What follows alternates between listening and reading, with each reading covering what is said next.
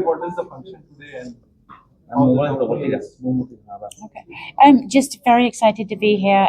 India has been a very, very important part of our strategy going forward, moving capability to India and really focusing on the design side, increasing technology and manufacturing. So starting off in Pune, which is where we started in India, and growing that rapidly is very important to us. And so this is a very exciting day to be here with a lot of important guests and just very important for us. how So do you thank see you. the competition? Because we also have indigenous interior designers and you being a corporate firm.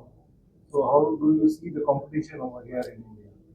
We don't really have competition per se because we are line fit on aircraft coming out. So we don't really focus on the aftermarket per se. It's line fit with the airlines. So we have sole source on 787 and a large proportional size on 777 and A350 as well. So we welcome competition, but we also welcome partnership in India, and we're very much looking forward to partnering with suppliers and maybe other companies as well. We've been acquiring a lot of companies in Italy and the US, Germany, and who knows in the future, maybe there's an exciting Indian company that we would like to acquire or partner with as well. Is there any geological importance to multinational company म्हणून भारतामध्ये बरेच venue होत्या, परंतु पुणे हे विशेषतः तुम्ही choose केलं, त्याच्यामध्ये काही स्ट्रॅटेजिक कारण? पुणे चूज केलं कारण पुण्यामध्ये चांगले इंजिनिअरिंग कॉलेजेस आहेत. पुण्यामध्ये ऑटोमोटिव्ह इंडस्ट्री खूप स्ट्रॉंग आहे, त्याच्यामुळे इंजिनिअरिंग टॅलेंट इथे खूप स्ट्रॉंग आहे ऑलरेडी. आणि आम्हाला सुरुवातीला स्लो ग्रोथ करायची होती.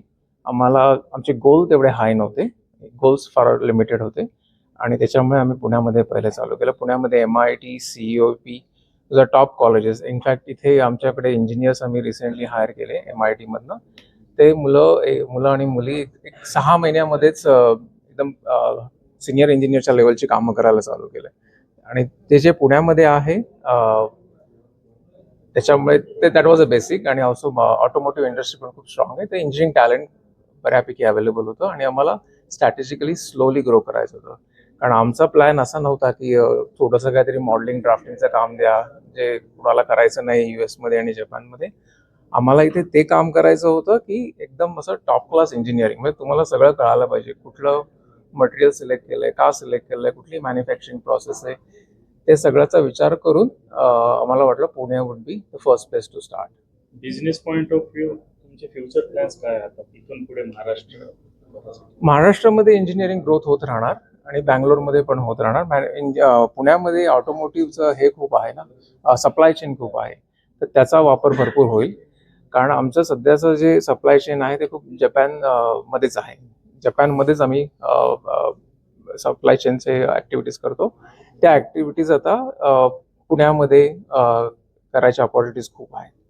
सो ते आम्ही जस्ट स्टार्ट केलंय आणि त्याच्यामध्ये भरपूर संधी मिळतील. लोकल जे मॅन्युफॅक्चरर्स आहेत त्यांच्यासाठी इंजेक्शन मोल्डिंग, कंपोजिट मॅन्युफॅक्चरिंग, त्याच्यामध्ये त्या बऱ्याचशा ऑपॉर्च्युनिटीज अवेलेबल होतील. चांगली संधी साधली आहे तुम्ही की पुण्यामध्ये इंजिनिअरिंग कॉलेजेस भरपूर आहेत. पण पुण्याचं काय भारताचं जुनं स्थापत्य एक खूप मोठा इतिहास आहे आणि त्याच्यामध्ये भारतीय पद्धतीचे प्रोडक्ट्स वापरून किंवा त्याच्या हिशोबाने भारतीय लोकांना जास्त भाव मिळत होतो. अशा काही डिझाईन्स किंवा अशा काही स्ट्रक्चर्स, अशा काही इंटिरियर्स तुम्ही त्याच्यावर लक्ष देणार आहात का? हा, सगळं परदेशी आणणार?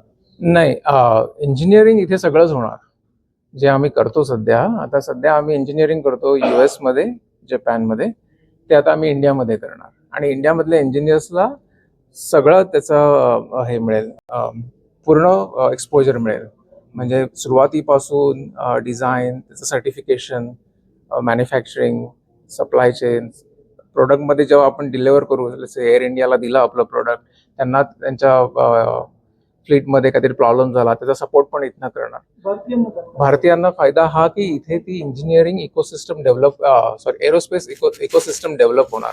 म्हणजे इथे इंडियामध्ये तेवढं टॅलेंटेड इंजिनियर डेव्हलप होणार, तेवढ्या नोकरीच्या संधी होणार.